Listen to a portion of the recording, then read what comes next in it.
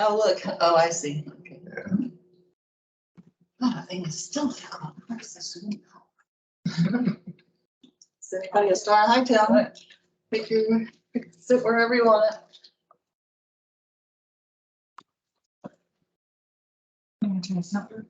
Sure. Oh, you, it looks like you're getting it. Yeah, I can zoom it out. As Okay. far as out as I can go. Because if You were spending that. sometimes you can do this.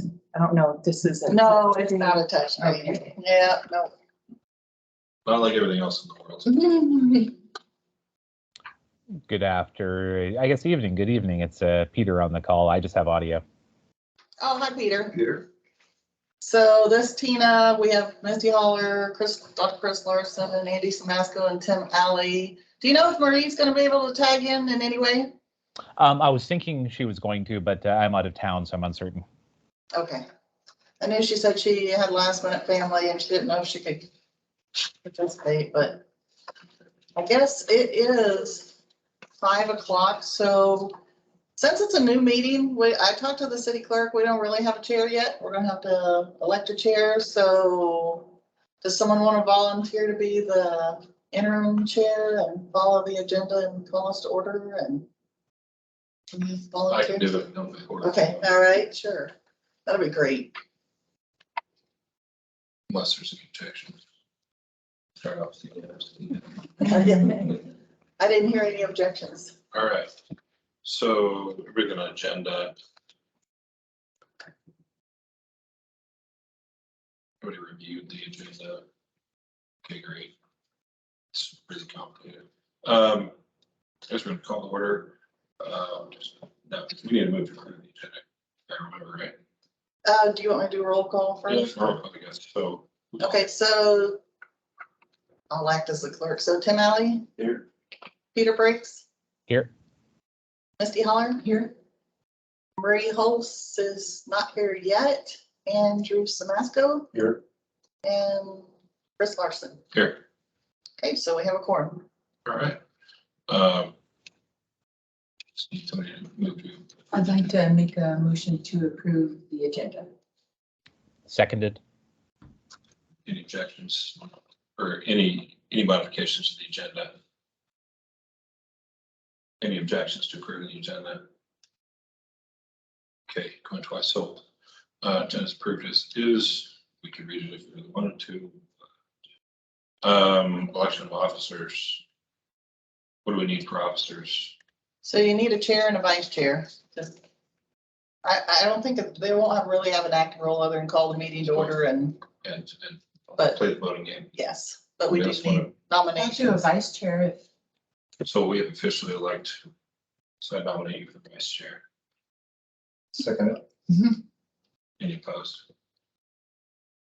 So now we need a nomination for I'll nominate chair. Chris Larson for chair. A second. Any opposed? Okay. 89%. Okay, now we're in the meeting schedule. Who can do what when? Yeah, so this is just have to be Marie's. Okay. So for the record, we have Marie Holst now in attendance also. Welcome, Marie. 503 and the mayor's joined us as well. Hello, Hello, Marie. how are you guys today? Doing well. You are, you joined us up with us. Do you have your agenda? Yes. All right. We made it all the way through election of officers. Now we're into meeting schedule. Great. Currently, this is Chris Larson speaking. I don't know if you have video or not. And Smaller if you want. go ahead. Oh, I just said I can see you guys. Sorry, I have Okay. family here, so. No worries. I just Yep. want to make sure you, And then Which do sees the what you get, special, 3 smalls, do the 3 small and ones. then Misty Holler's vice chair. Go down. We're right now looking at our meeting schedule. So Or however small you want. First question I have with that is, how often do we need to meet? That's actually up to this committee to decide. Yeah, so I think you can be flexible. We have to advertise them, but if we decide they're not needed, What- they can be canceled. But do you want to do once a month? Do you want to do twice a month? I know it's summertime and it's, you know, Once a month is sufficient unless something comes up to.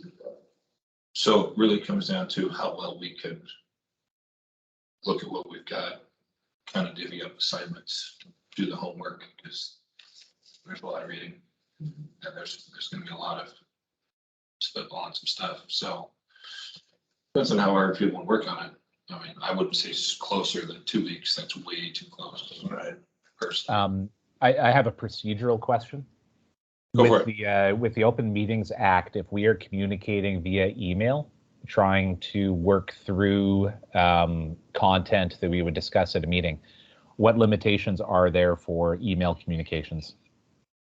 what you need to do is send them to me as the city staff and I'll distribute them out to the members. And then we'll make it available online for anybody who wants to see what's, what happened to be attached to the So they'll be. news story, yes. So if we're using email as a tool to discuss and come to consensus, is that allowed? I don't think it's. Can't do it directly with more than one person or less. So, because if I talk to you and I talk to you, and then you talk to her, and then now the whole committee's discussed, and there's no public record, it's a great way to get whacked. Okay, and then a follow-up question then, for things like this before, having a shared cloud document where we collaboratively edit in order to evolve recommendations, how does that fit within process? I'm out of depth on that one. Okay, so what I've done, if you go under your appointment, I don't know if everybody has the edit button, but there's tabs up here that has files. I'm gonna figure out a way. I think every one of you and anyone who clicks on that link can access these. These are just some files that I uploaded. Anyone, member of the public, should be able to view them also. If they can't tonight, I'll make sure they can by the time we do the next meeting. And then that way we can upload them. But I would say limit your, not so much discussion offline, but gear it more toward writing questions or suggested edits. And then we can transmit them out to the group. So at least I can review them ahead of time, be prepared to discuss them, but the discussion should occur. Whether we do it all through Teams from our homes, and have that meeting that the public can listen in to, or whether we do it in person, the discussion should occur when you're working as a group. In other words, bundle them up and bring them with. Yeah. Yeah. And then my final clarification point. So because we're dealing with an existing code section, if one of us were to make modifications to the code in order to bring it to the group, is that kind of the best way? Is that either subcommittee or an individual person might bring recommendations for the group to consider? I'm just trying to think about efficiency for how we try to find solutions quickly. You're used to the private sector. It's very nice. Exactly. Sorry. The challenge is this. So you can sit by yourself and do whatever you want and roll in with suggestions. It's just really difficult to collaborate, but not. So really, if you want to write, bring it in, lay it out, say this is what I think, and then the rest of us can join in and say, well, that looks wonderful, or go. And then just to reiterate that, then due to the processes we have, if a single person comes forward with ideas for the group to review, that might be the best way, because we can't really work toward consensus except during official meetings. You're correct. Thank you very much. Yeah, that's the tough part about open meetings. And unless the council directs us, there is no subcommittees. If you're a committee of the whole or none, and a quorum is 4. Thank you very much. We can't even sit here with 3 of us and have a chat about it, talk about the weather, but we can't talk about material that pertains. So otherwise you get whacked. Mm-hmm. So I'm not in the mood to get whacked. So great questions. Anything else? The the item on the agenda currently is the meeting schedule. So for lack of anything else to do, how would this Monday, a month from now, work for everybody? What's the date? Great question. Do you have a pen? It's a calendar right there. Yeah. 11th or the 18th? So that's the 4th of July. Oh, no, I'm looking at the second Monday in July would be the 11th. That works for Peter. Me as well. Works for me. I can make it work. Yeah, that should work. And you guys like the 5 o'clock works. time first? Yeah. Okay, that's convenient. So That'd work. the next question, do you guys, I didn't have it for this particular meeting, it was a little close, but if you guys, like if you're really gonna get sucked in for like an hour and a half, we can bring in sandwiches or whatever, the council authorize that, so you just let me know if you're interested in that. Or if you'd rather just, tighten in, rope it in, I don't care, either way, so, we can do that so that you guys aren't missing out on a meal and won't be hangry and everything, so. Like that, if you want to do that, that's fine, just let me know, and if you have any dietary things, you can email me later, restrictions or whatever, otherwise we'd probably just do like sandwiches and salad or something like that. And then we'll have waters here and Great. So next meeting, so we're gonna stick with the second Monday of the month at 5 PM. unless someone's changed it going forward, it's just you Makes sense. Make a Just motion. follow like that, right? next meeting. So at least let's schedule the next two. So, so July 11th and August 8th. Any issues with those?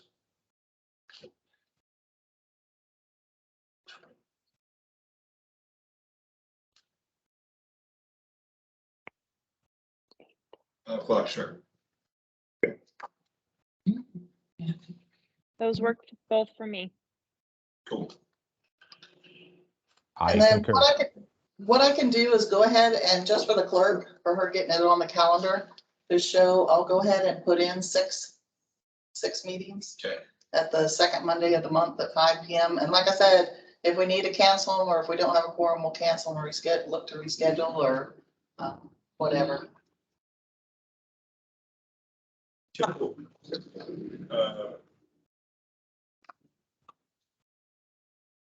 Okay, meeting schedule, any objections or recommendations?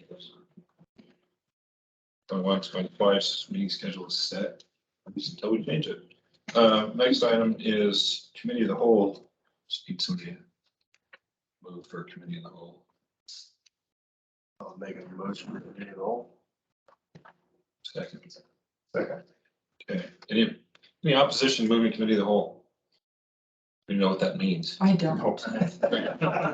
So basically what it means is, committee of the whole, so under Robert's rules, things are very controlled and motion, second, discussion, approval is the process over and over. There's all kind of little sub motions there. Committee of the whole basically means that we can look at each other and spitball things and try stuff out, and there is no, except to leave the committee of the whole motion, etc. So if there's no opposition, we'll go to committee of the whole, which really just means you talk over each other. There is no chair unless somebody wants to leave the committee of the whole, and unless we need one. So this, as far as I can tell, is like eating an elephant. And I would ask that, well, I have a question to start, because I want some history that I don't know. When I was on the council, this landscape code was different. Nobody writes code like this from scratch. Do we know where this came from? What's the genesis of this code? Who do we steal it from?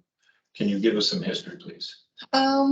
Sure, a little bit. Okay, so a lot of this occurred before my time. I know in 96, that's when they did away with the old code. That was pretty much what they had drafted with the borough. Didn't have any or very little landscaping regulations. So 96 was the first time.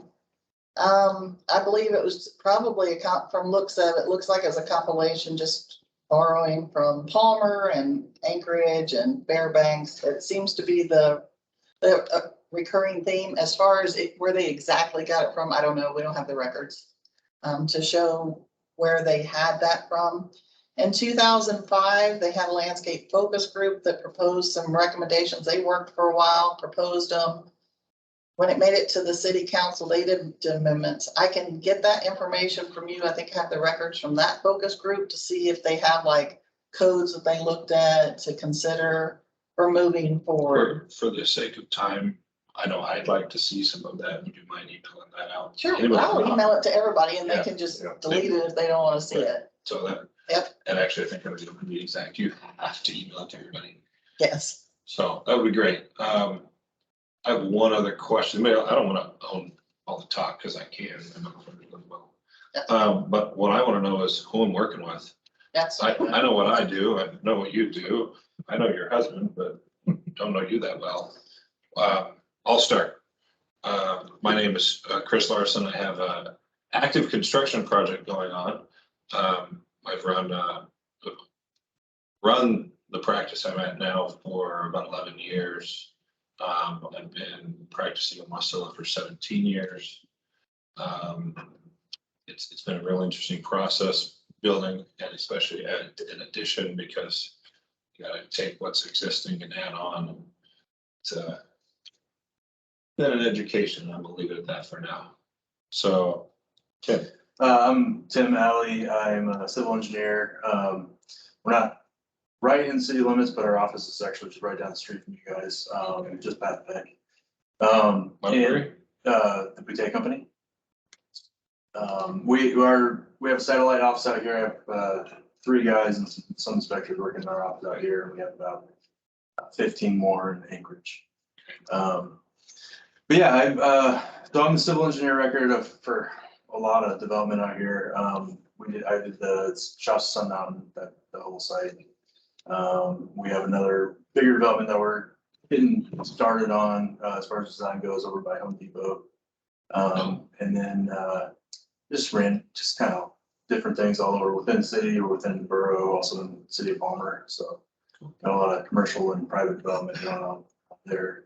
Then we actually started up our office out here with the doing construction management for the borough on the road bond projects, getting back into that a little bit too as well now. But yeah, I've been a civil engineer now.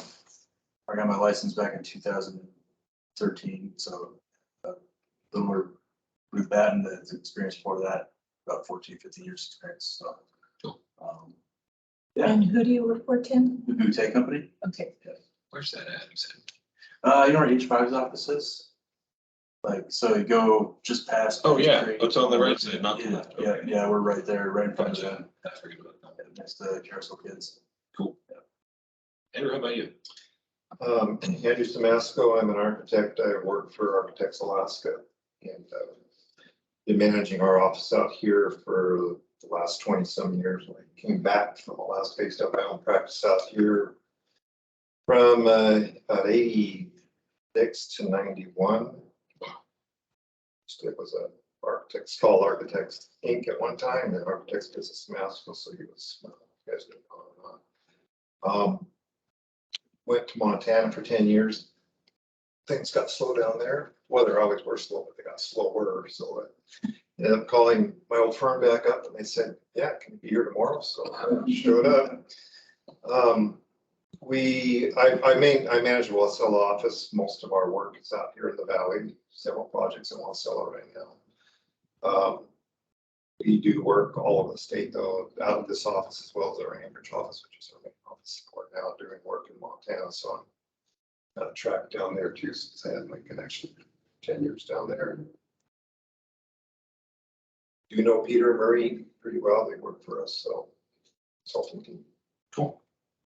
My name is Misty Holler, and I was born and raised here in Wasilla, and I am a teacher at Wasilla High. I teach art there, and my 16-year-old and I do a lawn business in the summer, just mowing the yards, and that's me. Cool. Very good. Peter, how about you?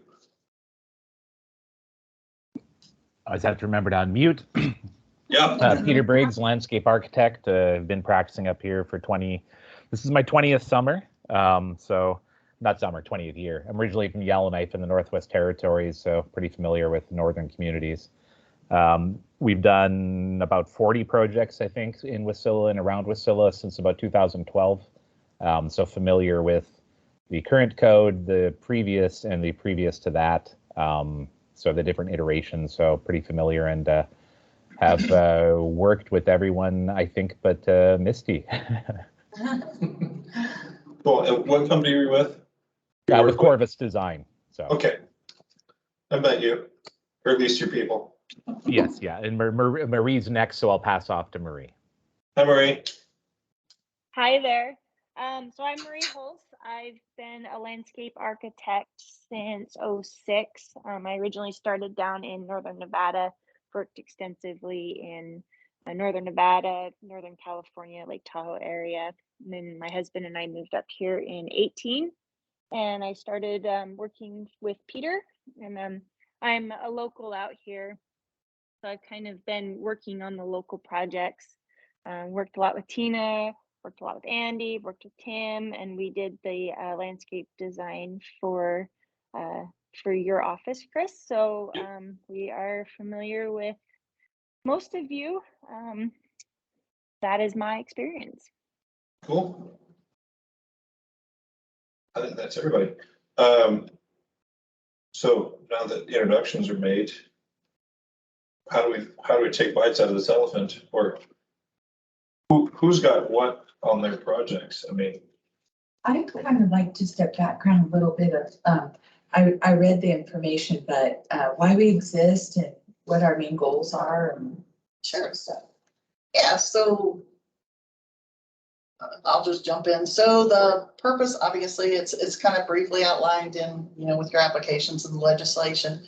The goal is for you to review the existing landscape codes and propose amendments that accomplish two-pronged purpose. One, that still meet the vision, purpose, goals, and objectives and actions of all the plans that are adopted by the city. That's your comp plans.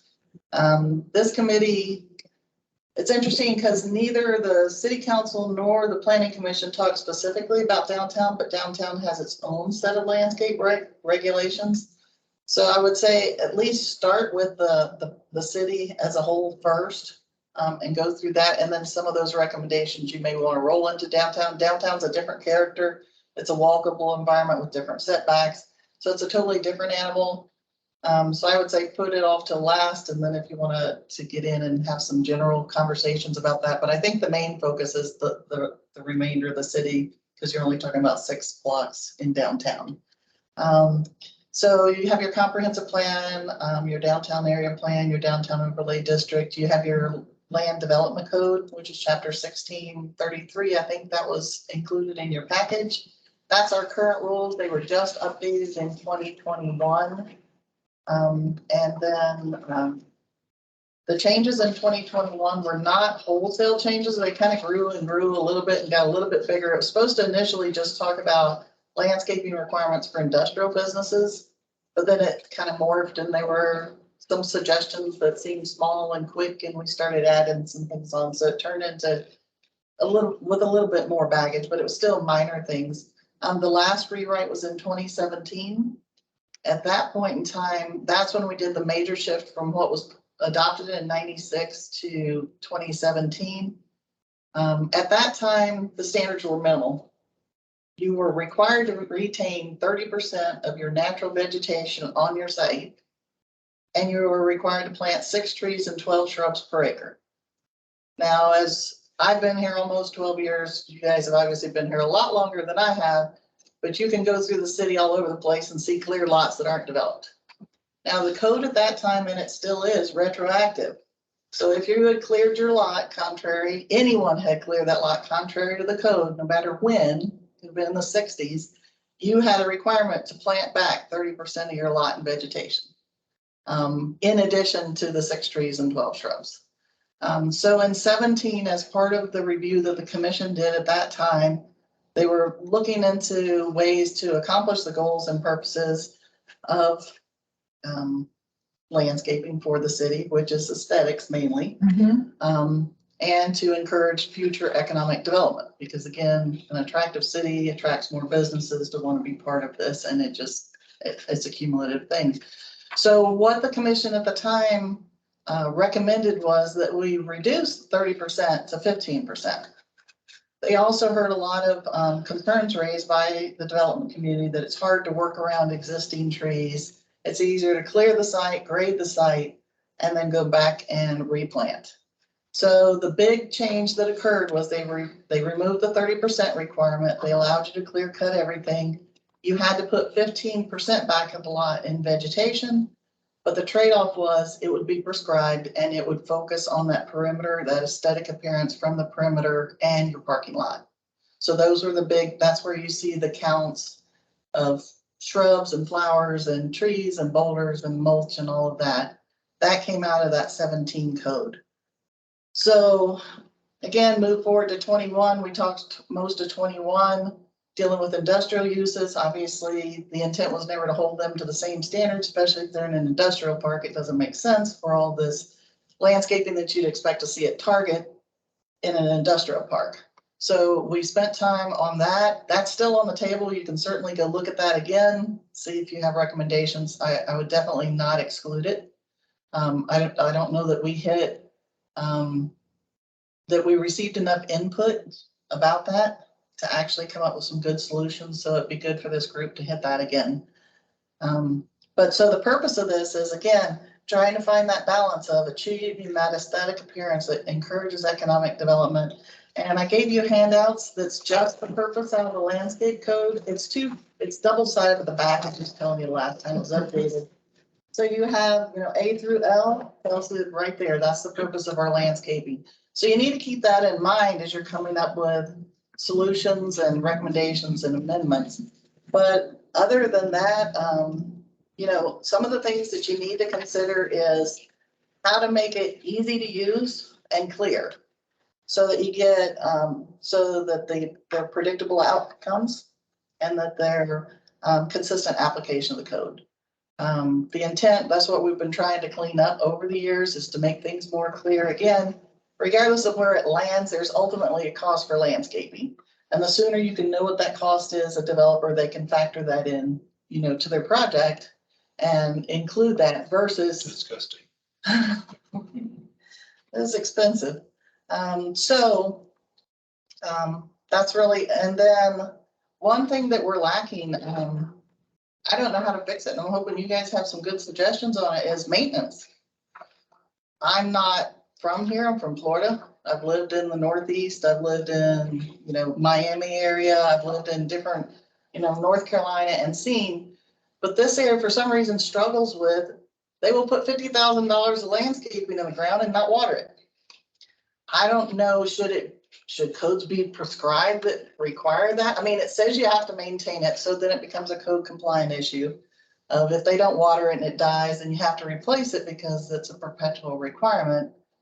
I don't know, I don't know. Hopefully you guys have some ideas on that, because I sit and watch landscaping go in and it dies 2 years later. And and that's under the new code where it's a lot of money going in, a lot of times, or it's grown up with the weeds. So I'm not a proponent of fines and citations, but I mean, I don't know I'm kind of surprised that businesses don't want to keep their landscaping looking nice. I know Chris keeps his looking nice, at least based on Sunday. It was, groomed and weeded and. And that was, that's without putting any water on it right now. Yeah, so, I mean, there are ways to do it. Reach. So maybe the group needs to look at alternative types of plantings that don't require maintenance, if that's going to be an issue and people aren't going to do the maintenance that's necessary. I can tell you that behind my office, it's landscaped. Even though nobody can see it, but those that work there. And maintenance wise, I just have the trees trimmed and the bushes trimmed, and you don't water it, nothing. We just have the right stuff in there. I've also found, it's my opinion, that fewer, larger, hardier plants tend to do better than 300 in a row of little plants. And that's what I've got slated for me right now. I'm just looking at it going, this is just not happy with it. But it's not where I'm at, it's where I think we could be, and I'm not afraid to share my opinion. But I grew up in this town. I've watched lots of things get planted and die, and some things done very well. And I've done a lot of landscaping as well. Put in sprinklers in college and worked for landscape crew. So I've seen it from the bottom up. I'm not claiming to be an expert at all. I can grunt and scratch and take care of some things that way. I am putting in irrigation because I don't like running hoses. So do I think it should be required? I don't know. I do look around some of this stuff in the city, and I don't know how in the world they plow some of this stuff. Like looking at the section from Canes all the way to Penn Express. I would not want to try to plow that. That's a nightmare. And I don't think it's well maintained. So I think it looks, not wanting to insult anyone, I think it's like crap. So I think last year it looked okay. This year I think it looks like garbage. But like I said, I have an opinion. So how do you avoid that? Can you avoid that by design? I don't know. I think sometimes it's beauty in the eye of the beholder. My hope was when we did our project that we didn't have to touch the landscaping. That's not so true. Where, are you having a new project? You said a new building, and where is that? We're adding on to our existing practice, so 1001 East Bogard Road, so if you go past the high school, heading out, so on the north side of the road on the left. So you've got the high school, the Mormon church, there's a 2-story crowd building, and then there's a gray stucco building. Yes, I know. So we're adding on to that. Okay. With that, we have to come up to landscape code, current code, which means we gotta tear up what we got and put it up 300 more plants. So that some of it doesn't make any sense to me. Am I doing it? Yes, I'm doing it because I gotta jump through the hoops. Do I think it's right? I think it could be better. I think, and looking at it, I think bigger plants, because that's, if you look at what's lived there for the last 20 years, we got some big healthy shrubs that need almost no water. We had some great trees. MEA took care of that for us. They came by and said, hey, see you in a week. And I went, what? I said, see you in a week. And they killed about 6 or 8 ornamental trees because they can. So that was disappointing. They also killed the city's trees. They went out cruising and just whack, whack, whack, whack, whack. So I'm like, okay, so don't do that. But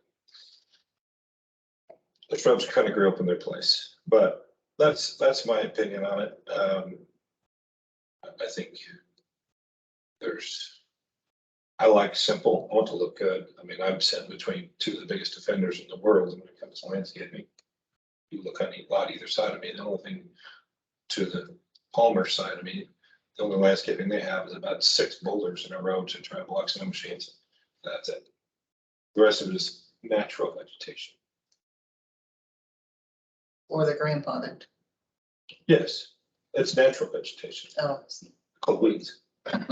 Yeah, that's what, I mean, speaking of natural, that's what it's always natural in the program. Most of this area has been cleared at least twice. And so there is no natural vegetation. Thank you. Anywhere No. in this area.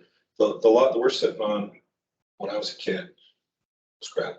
Yeah. From corner to corner, it was just gone. And so everything that's on it has been put in there. So I'm really just not a fan of the natural vegetation. I have some friends with businesses and they're supposedly up to code. I look at it and go, I don't know how. But I'm gonna leave them out of this. But So I have a question. should, So we're at 15% of the lot needs to be planted or landscaped or? In some kind of vegetation, so it has to be Grass? something, it can't just be grass. And that's some of the things that, could use some work as far as defining what does that mean. So it says right now, grass alone does not count. So I'm dealing with a development up by Home Depot. It's one of the buildings that's going in next to Three Bears. It's a couple units over, but they have an area of just grass. So then it's left to the city planner's discretion as to what makes it not just grass. So as much as it's nice to have flexibility in the code, sometimes it's nice to know what the expectations are ahead of time and then factor in some flexibility. So my solution right now is drop a tree and a couple shrubs in that nice patch of grass and we'll call it a day, and then it counts as landscaping. It doesn't have to be fully populated out with everything. Doesn't need mulch or anything like that, but it can't just be a 500 square foot patch of grass and count toward landscape. so I just thought of something because I'm gonna use my experience as an example, not as an vendetta, so please don't be taken that way. But when we talk about, we talk about maintainability. There's snow storage and then there's where the plow guys put it. And sometimes you get a plow guy that puts it here, and sometimes you get a plow guy that puts it there. And the plow guys, and sometimes there's a substitute plow guy. So what I have found is, if you don't put nice shrubs where the plow guys are gonna plow, then they'll be there next year. So grass grows back quick. So if you look currently up against my parking lot, there is, there's grass. And there's spots of it that get killed every year, but a little water comes right back. It's great. But right now, my concern is we have, and as I've looked at it, thought about it, and it didn't make sense. I mean, I didn't really discover this until I started driving around the city and looking at everybody's plans. If we look at now, what I've got in code is there is a hedge right up against the asphalt. That's about 280 plants long. I guarantee you next year, I'm gonna be replacing a third of them. Just because plow guys are gonna eat them. They will. And then, so having that buffer between, she gonna find me? Yeah, I was gonna try and pull you in so you Go, can, go left, you're almost there. Go, oop, go up, right straight north. if I can get this mouse is different, so. I'm really curious to see what you're gonna get out of this. This looks fun. Oh, I think it's too And- far. No, day school. Oh, you're way too far. Yeah, I went to the, Yeah, zoom out a little bit. yeah, There we go. I'm only talking about my stuff for an example, but.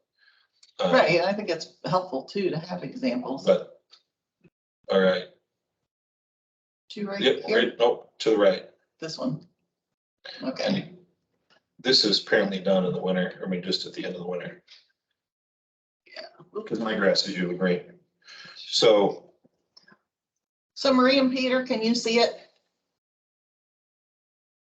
I can Yes. see it. Okay, all right, just wanna make sure I'm sharing my screen right. so Yeah. from street view. Oh, did you want Google Street View? Oh, I Okay, all don't, right, I'm just giving kind of examples. That, I can tell by the cars in the parking lot, that's from last spring. Yeah. So looking at these shrubs, now they're green, some of them are 4 to 6 feet tall. A lot of rocks in here because snow machines tend to like to run up trees. We had that happen and then put a big boulder in front of them and that solved that. So that's, you're talking about maintainability. A big boulder goes a long way to buffer against small vehicle traffic. How does that sound? you're not gonna stop them by saying no, but rocks work. Rocks work real well. So we have, landscape rock mulch, if you will.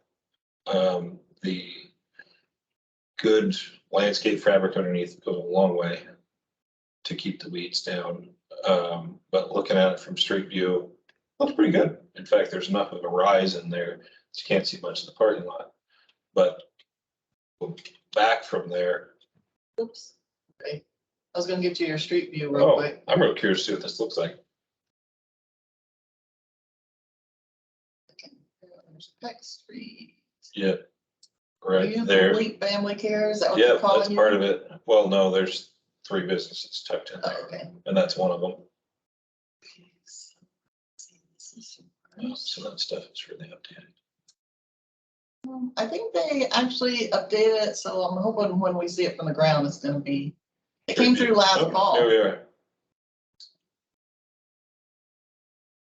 Yeah, So, Great. but bigger shrubs. A little healthier. So you said you have to plant 300 small plants? I gotta add 300 to that. Cool. But my understanding is the code isn't the size of plant, it's the area. Is that right? Well, there's size requirements and there's quantity requirements. So what he's talking about is, you can see where the grass comes up against the asphalt. The current code requires that you plant a hedge between the parking and the street. So that's a lot of plants to create the hedge. Which, Yeah, so I that, wish this that's, would qualify as a hedge here, to be honest with you. Because as soon as you go with the hedge between plowable surface and grass, it's dead. I'm gonna be replacing that for years. so, yeah, I mean, all these things are on the table. So as you get, I would suggest that what I can do is get you an outline of the codes and you can go by section. It's probably gonna be the easiest thing to do is talk about it, and then I can get you photos, or you guys can use Google. I can be at the meeting or not, depending on, or I can just have a staff member there, to help with handouts, whatever your comfort level is and how you want to do the particular meeting. But I would say hit every one of these and talk these through, pull up examples. You've got the, we've got the screen so you can see the aerials, and then you wanted to go back and see the neighbors. Street view either side of me. Oh, okay, street view. Okay, all right, I can do that too. Go back to that tab. Which, So you want to go this way first? Sure, why not? So, yeah, so there's nothing there. good point to make Hey, at there. least it's mowed this time. Get it? I'm shocked. Kind of goes into what the issue Chris is getting at, and then, not the best looking buildings, and sure, people would like to see it renovated, make it look a little nicer. That goes gets back into that landscaping code, the more So you gotta add for that, it makes your project quite a bit more expensive. My neighbor to the other side, had a chat with him. He recently purchased his building probably 2-3 years ago. Yeah. Looked at making some changes and doing some things. And he was informed that he had to get it up to code compliance on landscaping, and he said, not doing it. Yeah. Not interested. So he said, Pardon for interruption, but what would be your alternative then? leave it the way it is. But to this gentleman say, no, don't update it. Yeah, he said, I won't touch it. But what would be, like, if you could do your magic wand, what would you hope that he do? I guess that's what I'm saying, we Right. need to figure out. Well, here's the thing. What's a reasonable solution? What is a reasonable solution? Yeah. I can tell you if you want to talk costs of the job, and I'm not complaining, I'm explaining. Yeah, So, Because I'm yeah. more than 5,000 square feet, I have to hire a landscape architect. Mhm. Landscape architects, my project, and I'm not bashing their fees, but my project was about $7,000 for landscape architecture. Mhm. Don't talk expensive, it's those kind of things. Plus, it's all- Yeah. Birthday's a penny. I'm not joking.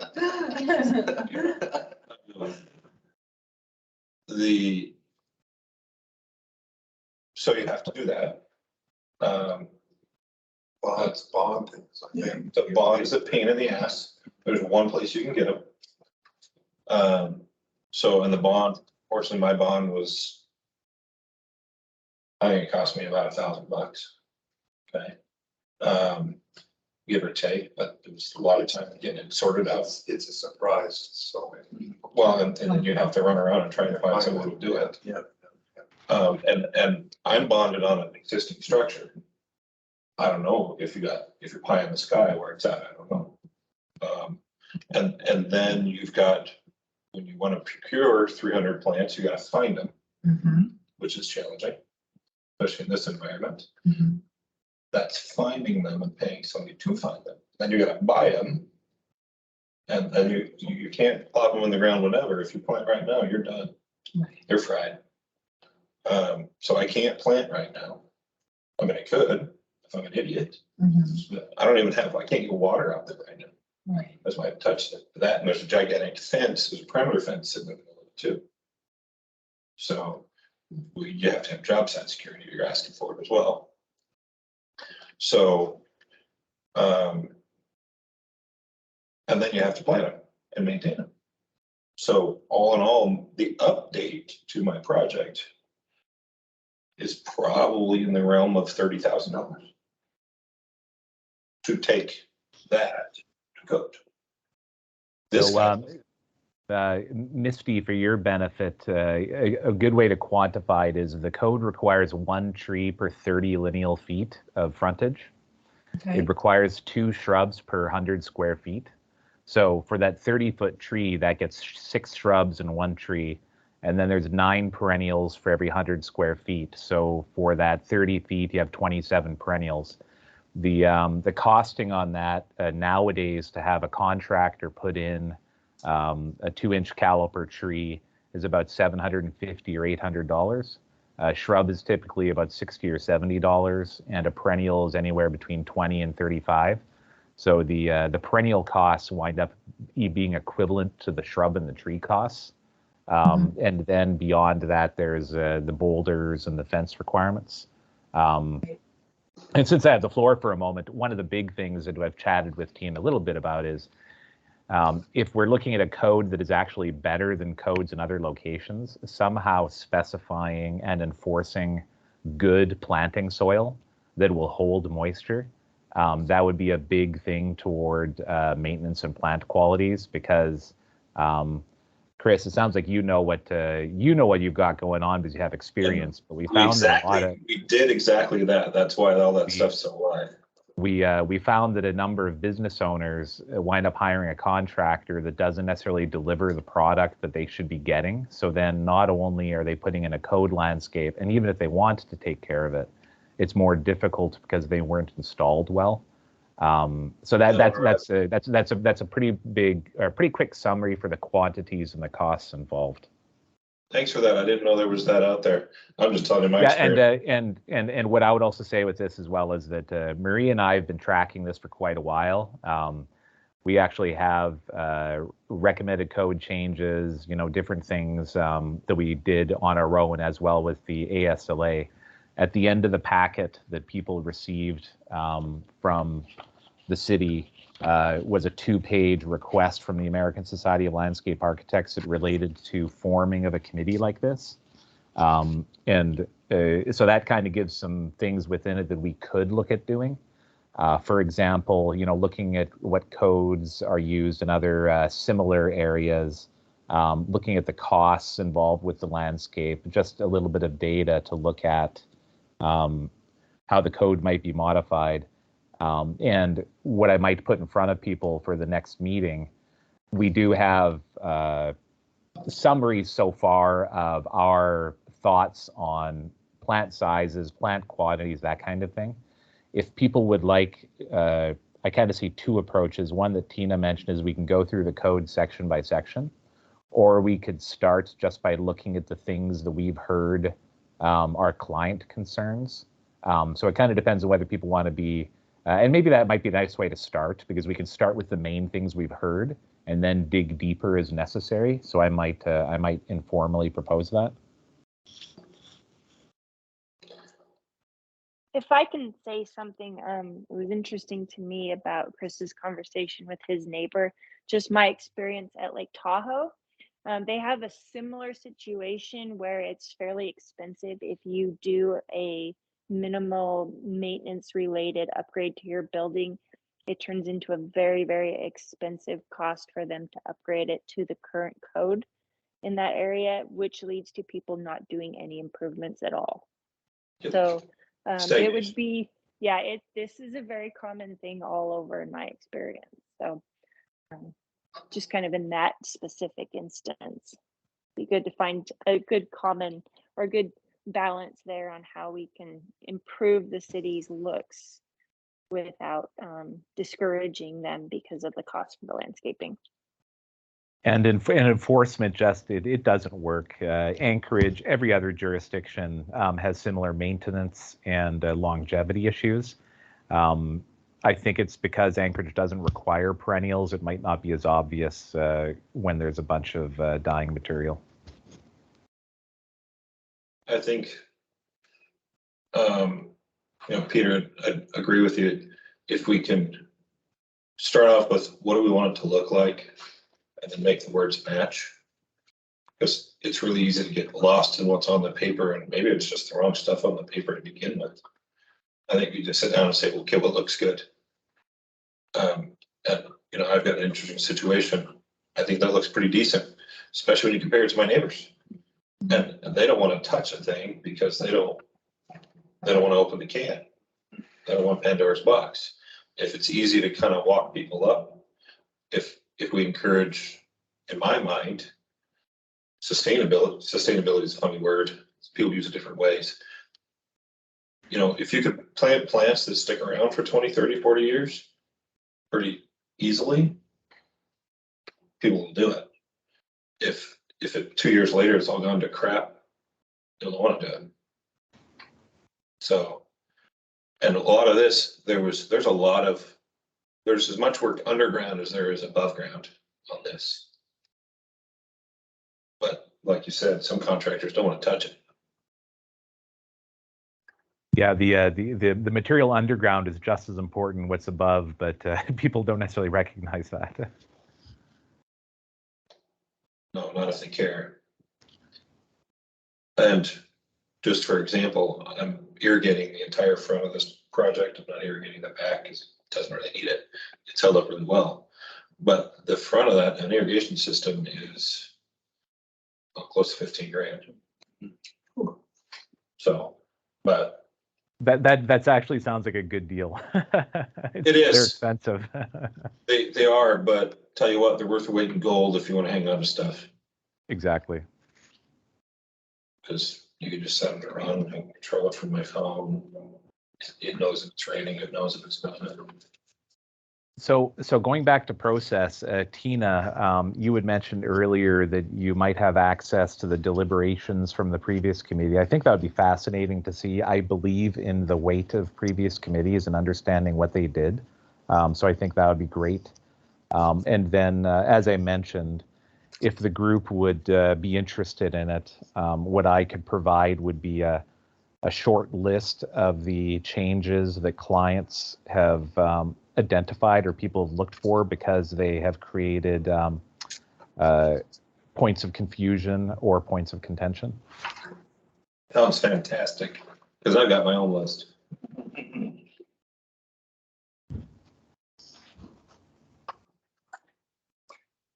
Also, I'd like to get I don't know, find the copy of the comprehensive plan, but I'd sure like to get a copy of that or. It's online. It's online. Yeah, under the planning department. I can send links Send out. us a link. That'd be Yep. gorgeous. Yeah, I can send you links to all the adopted plans. okay. And this is a tangent because I think for something like this, other than trying to quote unquote, fix a code, the goal is to come up with improvements that make it even better and really achieve the intent. One of the things that I would bring up as well is that I don't necessarily like comparing places to Anchorage, but the Anchorage code is pretty discrete and relatively simple. So should people be interested, it's pretty easy to give some information on other codes and how they're applied. So for myself and Marie, we have really good knowledge of other locations. So if anybody does have any questions, we're happy to act as a resource. Well, if you feel like we need to hear it, chime in. That's the glory of committee of the whole, just especially if you think we're wasting our time. Oh, not at all. And I think the benefit is by looking at other codes, you can kind of figure out good language or how something might, a semantic or otherwise, from another location that works well. Always easier to steal somebody else's work than to do it Agreed. yourself. And that was a very good question of yours in the beginning as to where this was originally stolen from, but sometimes it gets forgotten. I would say though, that if you want to go down that path, that's fine. Give staff some advance time, because what you have under that link, let's see if I can pull it up. We did that for the planning commission in 2017. That was part of the deliberation, was exactly what you said, Chris, about what do we want it to look like, and then try and draft a code to reflect that. So some of the projects we looked at were Target. We looked at Petco, AutoZone was out there on the table. I've got a PowerPoint, and I'll make sure you guys can get that link to that. Because what you have to see is, just seeing a code doesn't tell you what it looks like on the ground. Mm-hmm. You need to know if this is the model, Right. what does that translate to for number of shrubs, heights of shrubs, quantity of That's trees why or I've been mold. driving around looking at things going, that looks Right. good, that looks like crap, that looks So- good, that looks like crap. If you get me examples, email me photographs, whatever, during the month of what you think Well, it looks good. is good and is reasonable, then I'm sure the landscape architects could probably give a rough number for what that costs actually, to have that, but we can kind of show create those numbers, Or so that how do we dollars can be communicate- assigned to it. Communicate that in the code. Right. Because code can be written simply and code can be written to drive everybody nuts. Absolutely. And so that was the goal. I'm not saying by any means that we hit the mark. When you have a planner of one and not a lot of input, and you have a commission that's, doing the right thing, we looked at a lot of codes, and we actually, if I can find this, I'll just pull it up real quick. I think that's it. So what we did, and we can do it again, it just takes some time, is we actually went and found the approved plans for the project. And then we showed you what it looked like on the ground. There were photographs to show what that looked like implemented. Same with Taco Bell. We went in and showed you what that looked like on the ground. So then these plans, although this is just a site plan, we have the attached landscape plan that has all the quantities and the counts that are required for it to look like this. So again, if you identify sites that you think are reasonable, good examples of what you want, same with Wells Fargo. These are all from 2017, because that's when we were working on it. We had Petco, some of the things, oh no, this is Target. And Target's a mix. You can see some of them have more shrubs in their landscape, some have less. So maybe less is okay, more isn't required. I don't know, maybe just near the entrance. Look at it, like I said, I like the idea of what do you want it to look like? It'd be And then try interesting to and- see how that's held up since 2017. Yeah, and I can get you those photographs. I mean, Home Depot's a great example of, they've been there a while, their irises come back every year, their trees seem to be doing fine. They were under the old code, so they don't have the standards of today's. The one thing we have to truth check, and we can do it, is under the old code that was 6 trees and 12 shrubs per acre, places like Target and Home Depot did not do the minimums. They went above and beyond because they had their own desired Yes. appearance that they Yeah. want. So some of them exceed the standards, but that doesn't mean that's not what the committee thinks, that the city should have. I was trying to find, normally as a planner, I don't pull in negative ones. But I have to agree that Panda unfortunately wasn't successful. No, It's not attractive. Smashburger isn't doing well either next to it. everything. Raising Cane's is good if you separate them off because they're actually, Cane's has got some struggles, but but they only have just the side Yeah. and this, but they at least planted next to their building with some stuff they tried to do, but the rest of it was outside their control. correct. And they actually did upgrade the landscaping for Smashburger, just so you know, as part of their development, because they didn't care for the low number of plants. Oh, that's fine. So there's some interesting things, and I can share that history with you. I guess Sure. I don't have Panda in this particular group. But I have photos. I have photos that we've taken. We can go out and take them. If you'll just let, me know what would be helpful to this committee, I can get it to you. And to speak to some of the projects you mentioned as well, what I'll be clear about is it's not really a conflict of interest, but we've worked on a number of those, and just so everybody knows, don't ever be afraid to comment negatively or positively. It is what it is, and I'm really interested, like Tina says, is to see what things look like, because a lot of these, Tina, I think maintenance is going to be the tough nut to crack, because without maintenance, the 2-year guarantee is painful, but it protects you a little bit from the lowest common denominator. And that's what we're trying to figure out. But that's hard to protect yourself from the lowest common denominator. Some of it's Yeah, also I agree. maintainability. All right. Yes. So just so you guys know, we worked on a project last year where they actually lost mature trees because they were not irrigated. No, it was 2 years ago, I'm sorry. And it was a very dry year and mature trees died. So maintenance is going to be critical. And with the required counts of perennials for these projects, they are also very high maintenance. And a lot of times companies will just don't have that kind of budget in their yearly operating costs to maintain them, and they just choose to let them die just because they cannot afford to maintain them. So maintenance is a very big issue out here. And for thinking outside of the box for that kind of thing, by installing a irrigation system, maybe that removes the need for the 2-year warranty. I mean, so there might be ways to build carrots into this where someone really takes it seriously, that they can get an advantage. Because I know with clients holding a 2-year guarantee equivalent to the replacement cost of the landscape, that's a significant burden. So let me ask you this. Has anybody ever talked about a maintenance plan?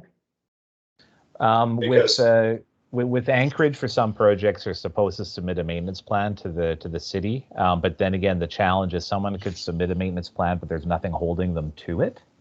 But Tina, again, that might be another thing, that every project should have a maintenance plan submitted, because I think half the time it's owner ignorance. They don't know how to take care of their site because nobody tells them.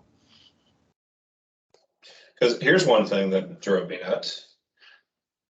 The existing building at my place, there's no hose bib. Yeah. Okay. So for me to water when it gets hot and dry out, I have 300 feet of hose that goes from the far back right corner across the back up the near side you're looking at there, and then across the parking lot, and it does a lap up and down the lawn. Because for a tractor, it's the only way you can water that.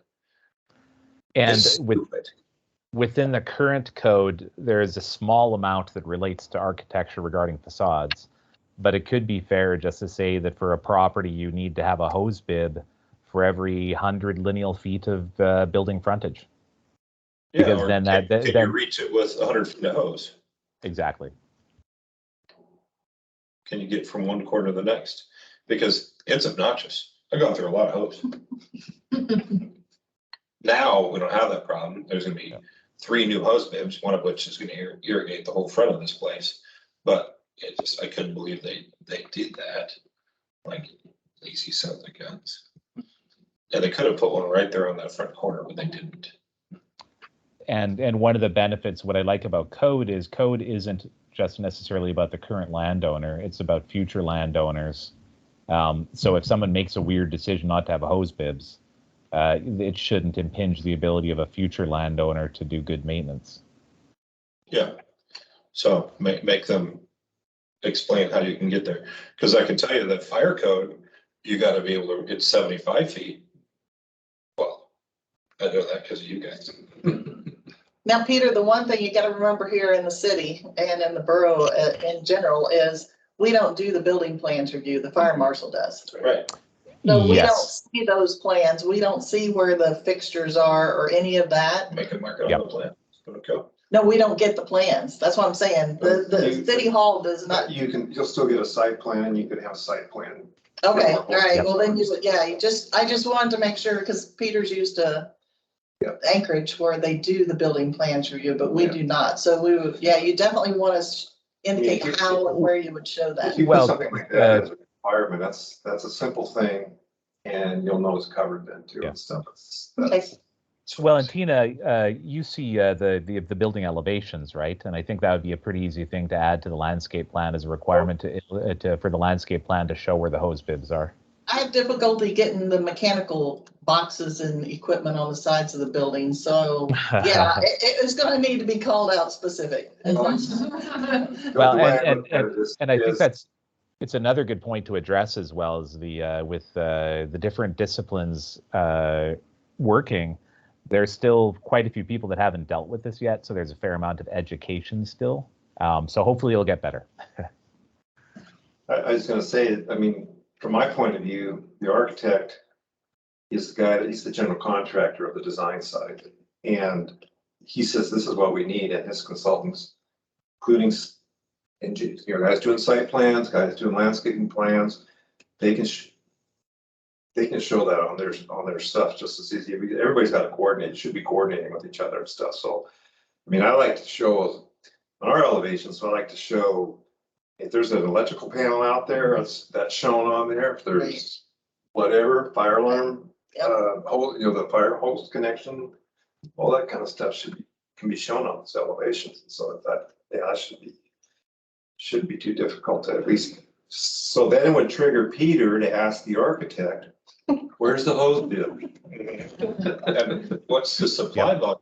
Yeah, Because then they're gonna have to know it. Yeah, they're gonna have to know it. So, I mean, it's something like that. It's pretty, because if you water on the lawn, it's reflected with the toilet, and the sprinklers shut off. It's a thing. It is. What I appreciate about this, that this deals with the realities of what Tina is addressing, that maybe there are some ways to make it more feasible, that we don't have to protect ourselves from the worst characters out there. Are you on a well up there, or are you City water.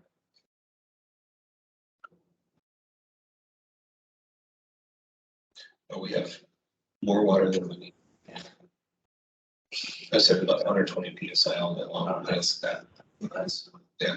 Mine was at 120. Yeah. We have 2 pressure reducing valves. Reducing, did you say? Could you send some my way? I can look some You pressure talk out. to Public Works. They're really tearing up my plumbing. Mine's a well anyway, wouldn't help. Yeah, that's it. My choice. Okay, so the question is, it's 6 o'clock. We've got a lot laid on the table, so the discussion now is, what's homework look like? I So, think, go ahead.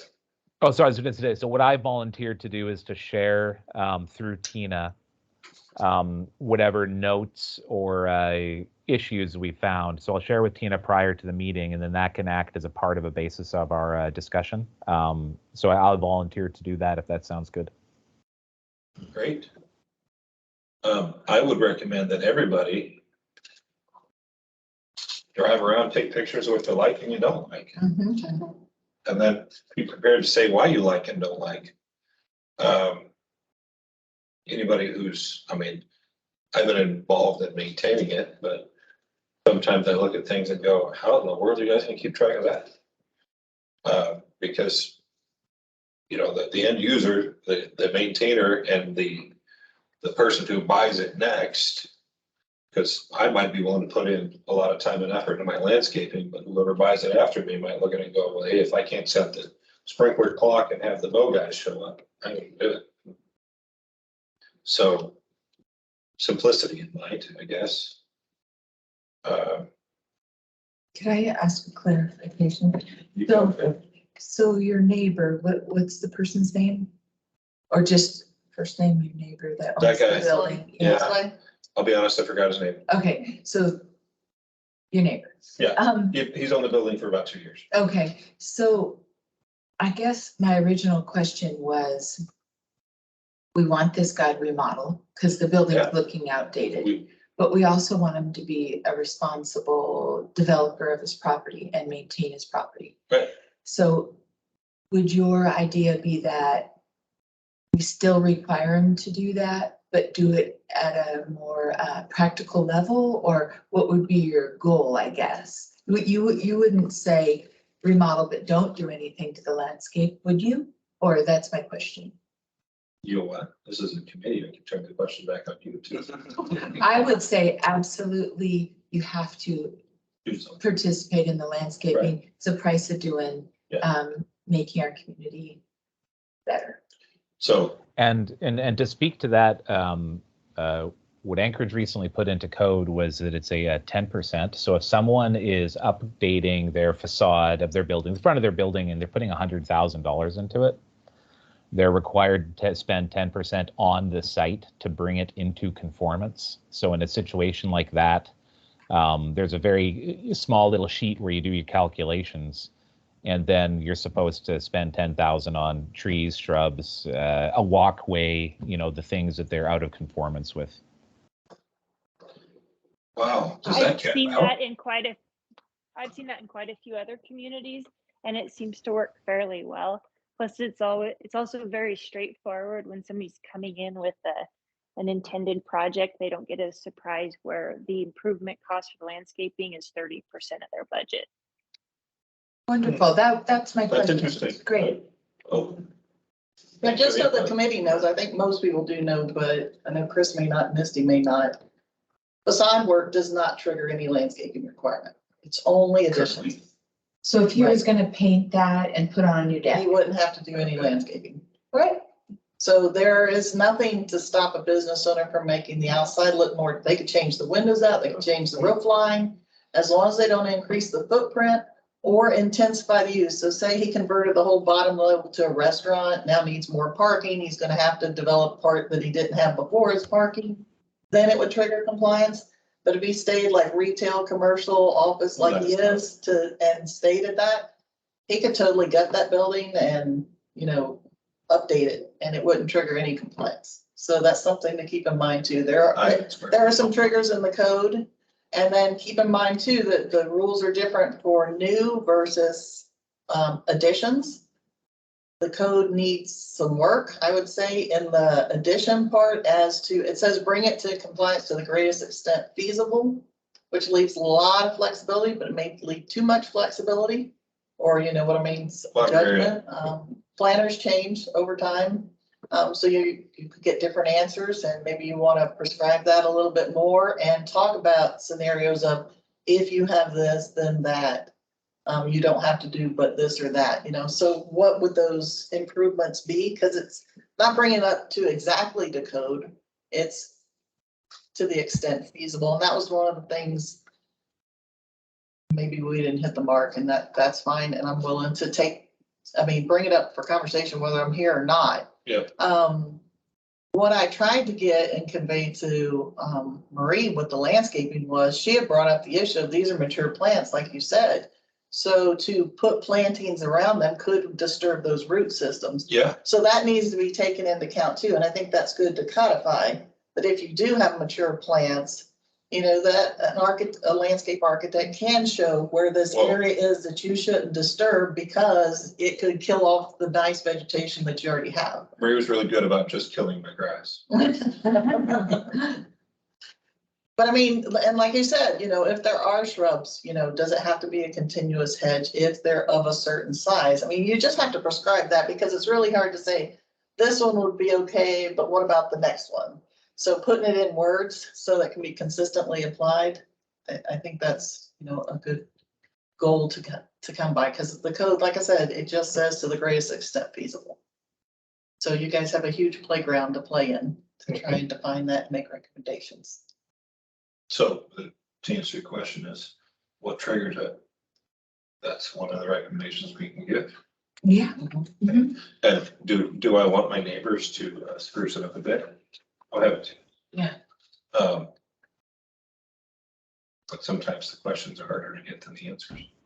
Absolutely. No, I just wondered your thought process, and it sounds like we're not the first ones to talk about it, and it sounds like some other folks have some good ideas about that. And I think we should talk about site maintainability. You know, how easy is this thing to maintain? How easy is it to plow? Mhm. I know sometimes things get fancy and Lord help the plow drivers.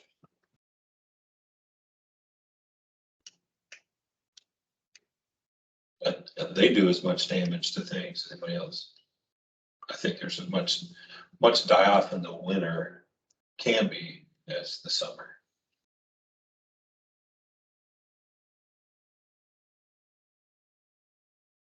So other homework, I think, everybody familiarize yourself with the code.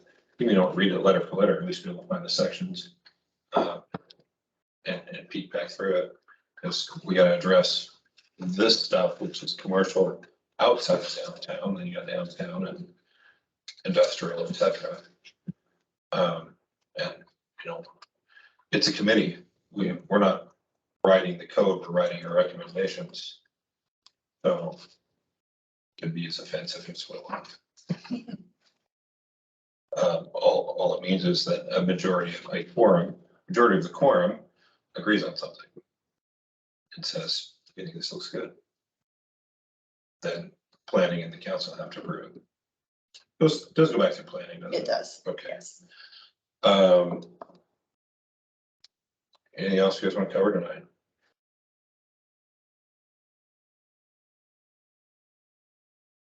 I think we do need to address revegetation of unlawfully cleared areas Cool. as well. That's one thing that I've come across in a couple of projects, and very, there's not really a whole lot of guidance there. So my question for you there is, unlawfully recently, Yeah. Yeah. Okay. Yeah. but some of them, I mean, those people are dead and gone. That used to be the standard.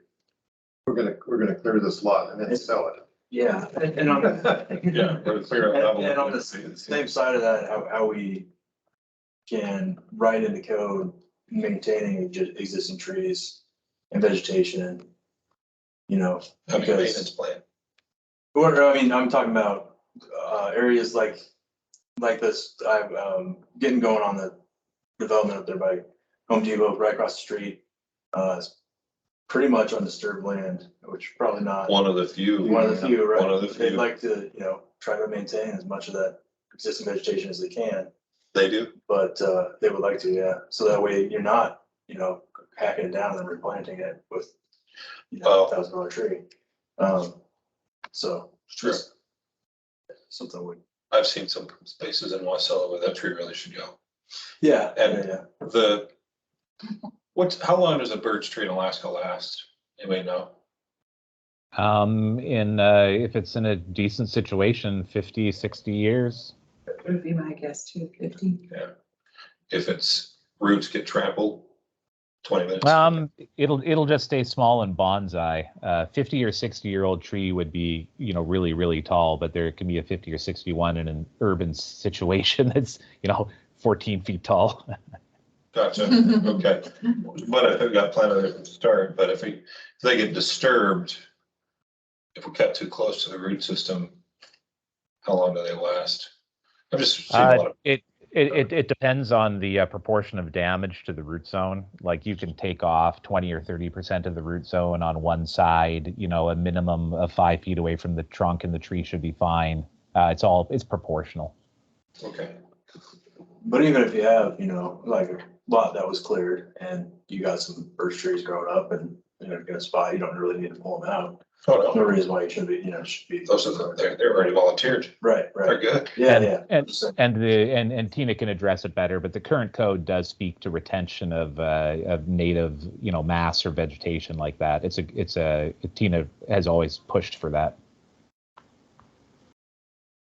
in a good way. I push for it too for the developer, because I'm like, if you'll leave a stand at 15 feet along the road, if you're not someone that needs visibility, Yep. leave it, because then you don't have to plant the perimeter planting bed. Why not leave the natural vegetation? You can groom it and make it look nice, and you don't have to leave it scruffy, but leave what's there, and then you don't have to Okay. go put the shrubs and the flowers and all of that other. Yeah, I hate to see a mature tree taken down that could serve a purpose. Sometimes they don't, sometimes they're in the way, but a lot of times they can be Sometimes used. they're a hazard. Right. Okay, I'm just so used to my world, right down there in Bogard, there's nothing original left. But pardon, Home Depot, whole different world for me. So that's something to consider. I guess how do we, address going from undisturbed area to something that's manicured or whatever? Rehash. And you can tag into, part of the landscape code is that screening and buffering between residential and commercial. What's an appropriate screen? What should it be? What should it? Yeah, how should it be maintained? That kind of thing. That's all part of the landscape code too. So it's very broad. And the one thing I would say for my homework, and it doesn't have to be for next time, but my hope that this group will actually tag into is types. Okay, we don't prescribe what type of shrub, what type of flower, what type of tree for the most part. We just pulled columnar aspens out of the landscape islands because those don't provide any shade. They never grow into a shade tree. They don't accomplish the purpose of making the parking lot look nice with a canopied tree. They're great up next to a building. They're great alongside a property line, but as far as a landscape island tree, yeah, they're just basically a popsicle that grows up. They have their purpose, but that's not it. So the birch are the same way. If they grow to maturity 60, 70 feet, that's really not a great tree for a landscape island unless you're going to do it in some way to force that miniaturization and keep it smaller. While they're younger, they do serve as great shade trees. And people laugh. I come from Florida, so I lived for a shade tree in a parking lot. But I find here in Alaska, I'm driving around at lunchtime, people are in the parking lot hunting for that one space that's got a little bit of shade hanging over in the summertime. On the days that it's warm, people are looking for a shade tree. They make it attractive and stuff, but what's the right kind of tree for that landscape island? What's the right kind of tree for a street tree? Should it be the one that's going to be 70 feet tall later with a stick that's 20 feet tall? Does that serve the purpose, or should they be something else? So it's things to consider is what is actually, put in the ground that's going to accomplish that aesthetic, to give that aesthetic appeal. So should they be restricted? Should you have a list to choose Right, here's from? 15 trees. Right, or something. Well, there's only 2 species of trees in the valley. But there's a lot more that will Rude. grow. To see if it's, I know there's Be all on, green willow as yeah. well, but those are roadside shrubs. That's all we saw growing up. I like Target and Taco Bell because they have some really unique trees. I have no idea what they are, but they're interesting to look at. We had some great flowering trees. Oh, the ones that were, And they, The ones their that lives they were got shortened. Yeah, there was some, so there's some choke cherries, Mhm. mountain ash. There's a couple different ones back Mhm. there. They look good, but. Yeah. Now we'll plant those out in the parking lot. Lilacs, rose tree. I do like lilacs. And I would say, keep your experience with the MEA in mind too, as a recommendation, because I'll just say as staff, it just came up again with their recent clearing that they're doing, that they just took down what was in front of Charter College, those little red trees that were nowhere close to the power lines. Oh, no, They just raised them, they just cut them all down and took them We had- away. really high lines, 3-phase, and unfortunately, MEA has God powers. Well, they do, but there's nothing to say that you can't recommend that the city try and collaborate and work with MEA to identify certain types of trees that would be allowed, or shrubs. Make What can you specify. leave? Because right now they've threatened some business owners with the shrubs are gone too, and that's crazy. No shrub is ever gonna get tall enough to matter to those power lines. But they have cut them down. And it's like, why would you do that? Clearly from being assholes. So that's what I'm saying. So, that's a recommendation, the group that the city should try and create some kind of interlocal agreement or agreement with MEA to preserve these investments. And again, make sure our code respects their requirements too. Agreed. So. So my last question is, do you think an hour and a half is what you're looking for? Do you want me to try and put a cap on it? Do you want me I can, whoever, whether it's me or Tahara or someone here, we can stay as late as you want, but I what? wouldn't say. Plus Hour and a people half? are rolling it, 2 no hours? more than an hour and a half. Yeah. Okay, that's good. I'm my brain's burnt right now. Okay. Agreed. Famous little phrase in parliamentary procedure called move to adjourn, Yeah, and it takes precedence. And if enough people agree, it's over. great. Second,